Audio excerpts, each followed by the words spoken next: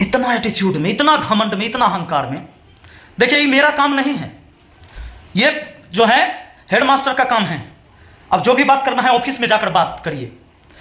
यानी बेंच भी गलत ढंग से लगा हुआ है तो हेडमास्टर लगाएगा, लेकिन क्लास के टीचर को उससे कोई मतलब नहीं है। काहे भाई?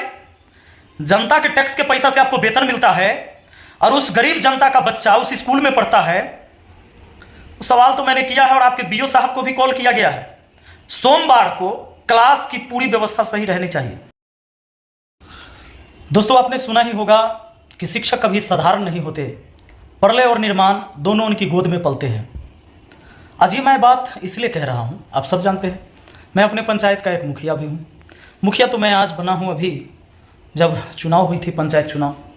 कल मैं रहूँ न रहूँ, पर जो मेरी पहचान है, जिस वजह से भी है, वो आप सबको पढ़ाने के वजह से रहा। जो लोग हमसे पढ़ते हैं, जो लोग नहीं पढ़ते हैं तो शायद आप जानते भी होंगे, मैं खुद मैथ पढ़ाता हूँ। हाँ, मैथ के अलावा दूसरे विषय का मुझे थोड़ी बहुत नॉलेज होगी, पर ज़्यादा नहीं है। हाँ, एक बात है, पढ़ाने वाले दुनिया में एक पर एक हैं। बहुत अच्छे अच्छे टीचर भी हैं, चाहे वो सरकारी स्कूल में हो, प्राइवेट स्कूल में हो, सरकारी मतलब से लेकर प्राइवेट कोचिंग संस्थान में बहुत सारे लोग हैं, सब अच्छे पढ़ाते हैं। कोई उनसे भी बहुत अच्छा पढ़ाता है। पर आज मैं एक अपने पंचायत के स्कूल में गया था। मैं आपको एक वाकया बताना चाहूँगा।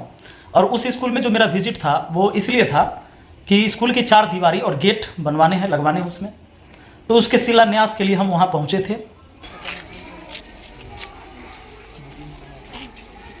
जो कि हमारे ही सलाह पंचायत में पड़ता है स्कूल, मोहम्मदपुर पोहियारी, मेरे गांव में ही है।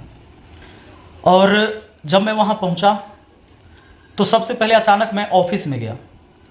हम थे, हमारे साथ और लोग भी थे, प्रमुख पति भी साथ में थे। मैं खुद मुखिया हूं तो मैं भी गया था, मुझे बुलाया ही गया था इसलिए कि शिलान्यास करना है, क्योंकि उनकी 4 दीवारी करनी है चारों तरफ से स्कूल की, और गेट लगानी है, और कई सारे काम हो रहे हैं कि स्कूल के विकास के लिए जो बेहतर बनाया जा सके। जब मैं ऑफिस में गया तो एक नज़ारा ये देखा जो मुझे अच्छा नहीं लगा। एक शिक्षिका बैठी हैं चेयर पे और एक छोटी सी बच्ची जो हाथ वाला पंखा लेके उनको डुला रही है। वो उस बच्ची से पंखा की हवा खा रहे हैं। जब हम गए तो बैठे ऑफिस में, हमारे साथ और सारे लोग थे, तो धीरे धीरे शिक्षिका महोदय को इस बात का एहसास हुआ कि शायद ये लोग ध्यान दे रहे हैं कि एक बच्ची जो है पंखा डुला रही है। तो उसको थोड़े से हल्के से इशारा करती हैं वो कि भाई मुझे छोड़ दो, पंखा मत डुलाओ इन सब के सामने में। तो वो बच्ची अब पंखा डुलाना छोड़ देती है, हट जाती है। फिर क्या होता है दोस्तों, हमारी बातें धीरे धीरे आगे बढ़ती हैं, बस एक दूसरे को हालचाल पूछते हैं, जानते हैं, और क्या काम था उस पर लग जाते हैं पूजा पाठ के दौरान।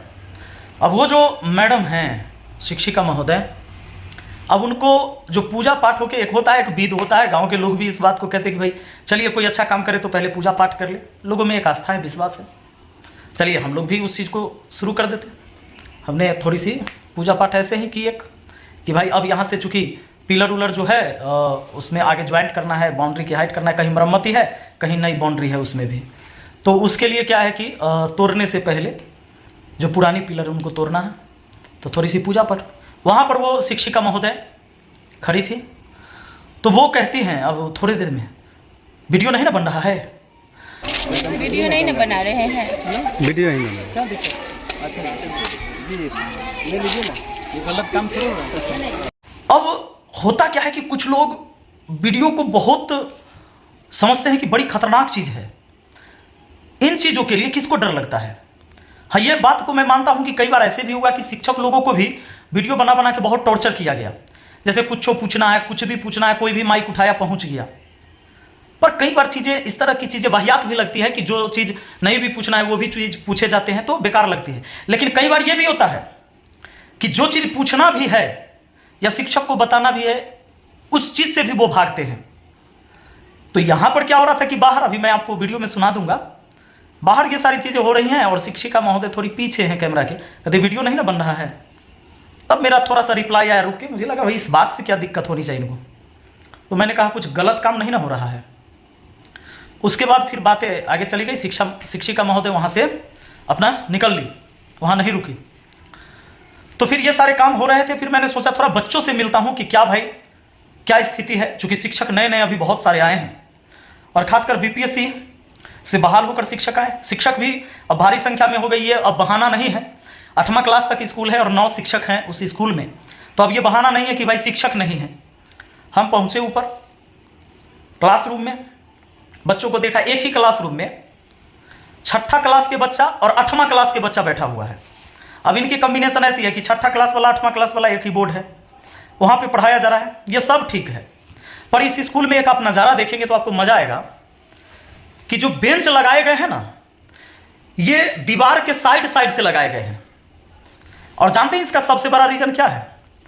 हालांकि इसमें शिक्षक का कहना यह हुआ कि हम लोग बीच में घूम घूम के पढ़ाते हैं, इसीलिए चारों तरफ से बेंच लगाए हैं। लेकिन ओरिजिनल बात हम बताते हैं आपको। हॉल में ऊपर में पंखा लगा हुआ है, एक हॉल में सिर्फ एक पंखा। अब स्कूल के मेंटेनेंस के लिए पैसे आते हैं, उसमें पंखे भी इंक्लूड रहते हैं, जो पंखा लगाना है आपको। एक हॉल में 2 पंखा लगना है, वहां पर एक पंखा लगाया गया, एक पंखा नहीं लगाया गया। और एक पंखा लगा के तो बात है कि वहां जब बच्चों का बेंच लग जाएगा तो शिक्षक महोदय कैसे पंखा के नीचे बैठेंगे? तो बच्चों को किनारे किनारे से, दीवार के किनारे से बैठाया गया, उनके बेंच को लगाया गया। और टेबल आप गौर करेंगे तो वो बीच में है, यानी जहां पंखा लगेगा उसके पास टेबल है। वो किसके लिए? तो टीचर के वहां बैठने के लिए टेबल कुर्सी लगेगा, कि पंखा के नीचे टीचर बैठेंगे कुर्सी लगा के, और बच्चे साइड साइड में बैठेंगे। और दलील क्या दी गई कि भैया हम घूम घूम के पढ़ाते हैं इसीलिए। अब मैं एक नज़ारा देखता हूं बोर्ड पे। मैं ठहरा मैथ का टीचर, थोड़ा बहुत सा ज्ञान है मेरे पास भी मैथ का। मैंने देखा कि बड़े बड़े जोड़ घटाव दिए हुए हैं, फ्रैक्शन वाली, जिसमें माइनस प्लस भी मिक्स है क्वेश्चन में। अब मैंने ये सोचा क्या इतने अच्छे लेवल के सवाल बच्चे बना पाते होंगे? थोड़ा सा मुझे डाउट हुआ, तो मैंने बच्चों से छोटी छोटी क्वेश्चन दिया जिसमें जोड़ घटाव गुना, बस जोड़ घटाव गुना, इस तरह के जो बोडमास के नियम पर आधार। बच्चे नहीं बना पाए, एक बच्ची बना पाई, बाकी बच्चे नहीं बना पाए, चाहे वो 8वां क्लास के बच्चे थे या 6ठा क्लास के। तब मैंने गुरु जी को बुलाकर, जो मैथ पढ़ा रहे थे, मैंने उनसे बस इतना कहा कि देखिए ये गरीब के बच्चे हैं, तभी ये सरकारी स्कूल में पढ़ रहे हैं। हमें क्या करना चाहिए कि सिलेबस पूरा नहीं करना चाहिए, हमें यह करना चाहिए कि सबसे पहले बच्चे को प्रॉब्लम क्या है, बेसिक चीजें आप लेके चले, ताकि इनको आसान लगे और आगे सीखने की जो ललक है ये इनके अंदर पैदा हो। जब ये समझेंगे ना तो ये खुद पढ़ने में मन लगाएंगे और फिर सिलेबस इनका अपने आप कंप्लीट होगा। शिक्षक महोदय ने कहा कि देखिए देखिए देखिए, हम लोग सिलेबस से पढ़ाते हैं और सिलेबस में जो पहले पाठ में वहीं से हम क्वेश्चन दे दिए हैं और पढ़ाए हैं। हम बहुत मेहनत करते हैं, 2-2 घंटा एक्स्ट्रा करके हम पढ़ाते हैं। तो मैंने उनसे कहा कि भाई 2 घंटा पढ़ाते हैं आप, सैल्यूट करते हैं हम आपकी इस बात को कि आप एक्स्ट्रा भी मेहनत करते हैं बच्चों के पीछे, पर हमें यह बात ध्यान देना होगा कि बच्चे हमारे कितनी चीज़ें नहीं सीखते। ऐसा नहीं कि 8वां क्लास में आ गए हैं और हो सकता है उनको 4था क्लास की चीज़ें नहीं आती। आप इस वीडियो में देखेंगे तो आपको पता चलेगा। मैंने बच्चों से जब पूछा कि क्या तुम लोगों को 6ठा क्लास में चल गया जोड़ घटाव नहीं आता है, तो ऐसी स्थिति अभी भी सरकारी स्कूल के बच्चों की है। भाई देखिए, मैं ये नहीं कहता हूं कि सरकारी स्कूल में टीचर पढ़ाते नहीं हैं, हम लोग भी सरकारी स्कूल से ही पढ़े हैं। उसी स्कूल में एक गुरुदेव हैं जिनसे मैंने बचपन में पढ़ा था, बेचन सर उनका नाम कहते हैं लोग प्यार से। गुरुदेव आज भी मेहनत करते पढ़ाते हैं, और जो भी लोग, जो भी शिक्षक बहुत ईमानदारी से पढ़ाते हैं, मैं उनको सैल्यूट करता हूं, उनको प्रणाम करता हूं। लेकिन जो बदमाशी करते हैं, और इन शिक्षक को जब ये कहा गया, बदमाशी मैं क्यों कह रहा हूं ये मैं बताता हूं। जब उन शिक्षक को मैंने कहा कि गुरुदेव बेंच जो है ना ऐसे नहीं लगना चाहिए, अगला बार इसको सुधारिए, तो उन्होंने मुझे क्या प्रतिक्रिया दिया जानते हैं? इतना एटीट्यूड में, इतना घमंड में, इतना अहंकार में। देखिए ये मेरा काम नहीं है, ये जो है हेडमास्टर का काम है। अब जो भी बात करना है ऑफिस में जाकर बात करिए। यानी बेंच भी गलत ढंग से लगा हुआ है तो हेडमास्टर लगाएगा, लेकिन क्लास के टीचर को उससे कोई मतलब नहीं है। काहे भाई? जनता के टैक्स के पैसा से आपको वेतन मिलता है और उस गरीब जनता का बच्चा उस स्कूल में पढ़ता है। सवाल तो मैंने किया है और आपके बीओ साहब को भी कॉल किया गया है। सोमवार को क्लास की पूरी व्यवस्था सही रहनी चाहिए। मैं फिर से मिलता हूं सोमवार को, और जब इन बातों को मैंने कहा तो शायद अब उस अध्यापिका महोदय को पता नहीं था, महोदया को, कहती है कि आप स्कूल में जांच करने वाले कौन होते हैं? भाई मुखिया हूं मैं मुखिया बंदूक वाला नहीं, कलम वाला हूं। तो पहले आप ये अंदाजा कर लीजिए। मैं फिर पहुंच रहा हूं सोमवार को, और सोमवार को क्लास में सारे बेंच डेस्क व्यवस्थित होनी चाहिए। जो सिस्टम है, बेंच डेस्क सामने से बच्चा को बोर्ड दिखाई देना चाहिए, ना कि जैसे कैमरा में आपको दिख रहा होगा बोर्ड, लेकिन जो बच्चे बाएं साइड से दाएं साइड से बैठे होंगे उनको फ्रंट की बोर्ड नहीं दिखती है बगल से। तो ऐसे बेंच डेस्क नहीं लगता है, और सरकार खर्च करती है, पैसे मैं नहीं खर्च करता हूं, और ना आप पैसे खर्च करते हैं, सरकार की पैसे हैं। मेरे फंड से भी जो आता है वो सरकार के पैसे हैं, और वो सरकार का पैसा मतलब जनता का पैसा, और जो स्कूल के फंड में पैसे आते हैं वो भी वो जनता का ही पैसा है। इसीलिए हमारी आपकी सबकी जवाबदेही बनती है कि कम से कम समाज में एक शिक्षा के स्तर को ऊंचा किया जाए, क्योंकि जब तक गरीब के बाल बच्चा पढ़ेगा नहीं, शिक्षित नहीं होगा, तब तक उसे दुनिया का कोई भी तरीका नहीं है जो उसे अमीर बना देगा। इसलिए बच्चों को शिक्षित करने की दायित्व तो हमारी है, और पेरेंट्स की भी है, और पेरेंट्स भी इस बात को ध्यान दें कि आपके बच्चे स्कूल पहुंचे। इस गर्मी छुट्टी में भी कमजोर विद्यार्थी के लिए स्पेशल व्यवस्था की गई सरकार की तरफ से कि बच्चों को पढ़ाना है।